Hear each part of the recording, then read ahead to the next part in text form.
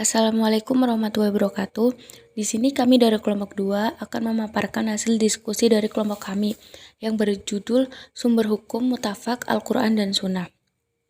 Dengan anggota kelompok kami yang pertama Nurul Aulia Maulida dengan NIM 21523164, Firdaina Nanda Puan Ambawani dengan NIM 21523173, dan Novita Dina Rahmawati dengan NIM 21523179. Al-Quran.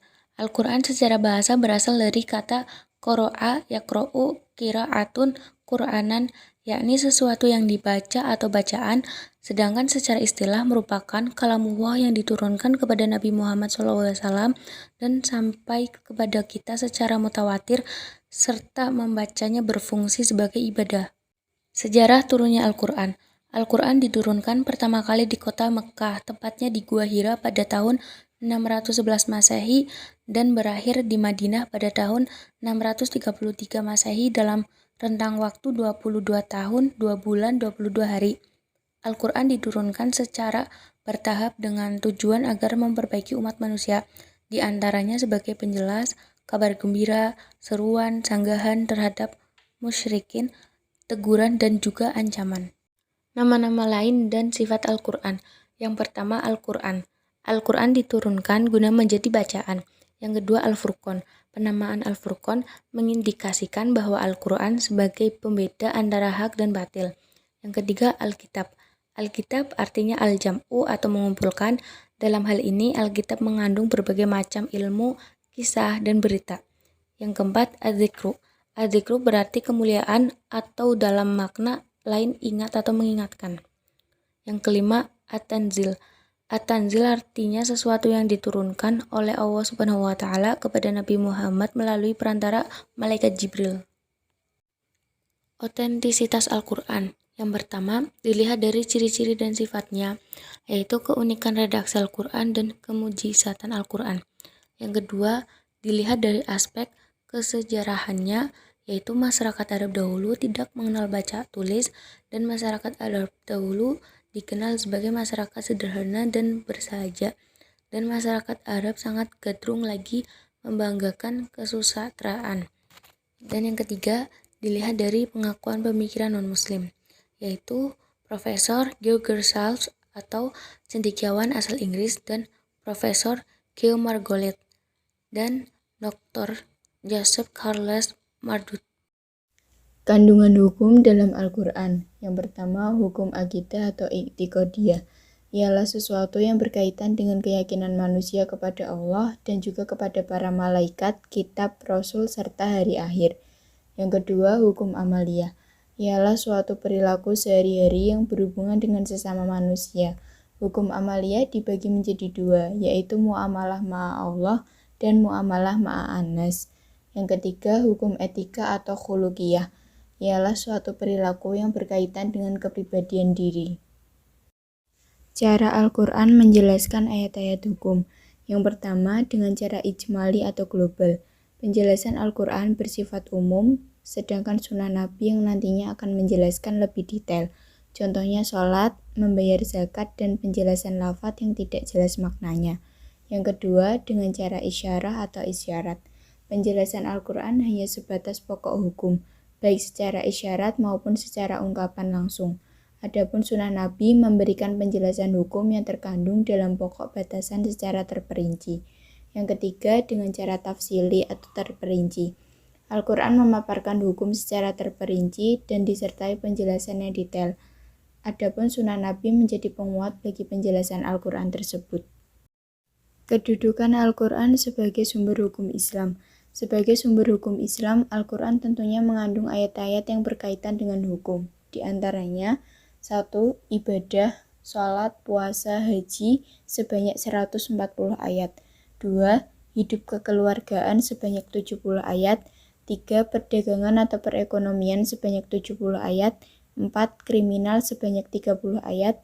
5. Hubungan Islam dengan selain Islam sebanyak 25 ayat. 6. Peradilan sebanyak 13 ayat. 7. Hubungan kaya dan miskin sebanyak 10 ayat. Dan 8. Kenegaraan sebanyak 10 ayat. Sunnah. Sunnah merupakan sumber hukum kedua yang mutafak setelah Al-Quran. Kata sunnah berasal dari bahasa Arab yang artinya jalan atau cara. Macam-macam sunnah. Macam-macam sunnah dibagi menjadi 3. Yang pertama, sunnah kauliyah. Sunnah kauliyah artinya ucapan Nabi dalam berbagai kondisi yang didengar oleh sahabat dan disampaikan kepada orang lain. Yang kedua, sunnah fi'liyah. Sunnah fi'liyah adalah semua perbuatan dan tingkah laku Nabi yang dapat dilihat dan diperhatikan oleh sahabat Nabi. Yang ketiga, sunnah takririyah. Sunnah takririyah adalah sikap Nabi terhadap suatu kejadian yang dilihatnya berupa perbuatan dan ucapan sahabat. Fungsi sunnah terhadap Al-Quran. Yang pertama, bayan al-takrir, yaitu sunnah berfungsi untuk mengokohkan dan menguatkan apa yang telah disebut dalam Al-Quran.